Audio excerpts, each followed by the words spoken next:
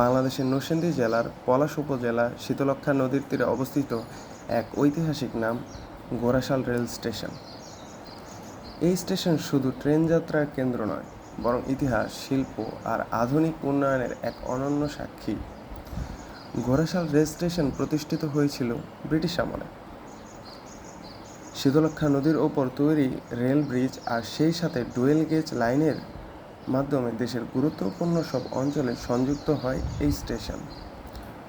ঢাকা থেকে চট্টগ্রাম কিংবা সিলেট ট্রেনগুলো ঘোড়াশাল হয়ে দূর দূরান্তে যায়। এই স্টেশন তাই শুধু একটি থামার স্থান নয়, বরং যোগাযোগের এক সজীব সেতু।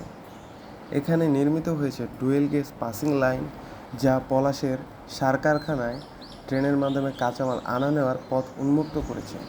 এখানে রয়েছে দুটি বৃহৎ সার কারখানা, একটি গোরাশাল সার কারখানা, অপরটি পলাশ ইউরিয়া সার কারখানা।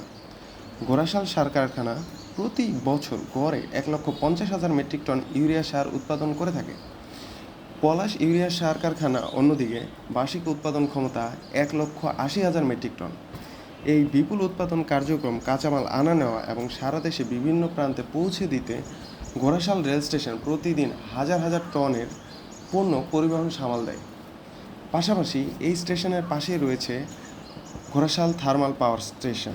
এই পাওয়ার স্টেশনটি মোট 915 মেগাওয়াট বিদ্যুৎ উৎপাদন ক্ষমতা রাখে।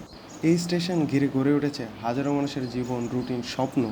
প্রতিদিন সকাল সন্ধ্যায় এখানে হাজারো যাত্রী আসে যায়। গোরাশাল রেল স্টেশন, যেখানে প্রতিটি হুইসেল শুধু গন্তব্য নয়, বরং অতীতের গৌরব আর ভবিষ্যতের স্বপ্ন নিয়ে এগিয়ে চলে প্রতিদিন।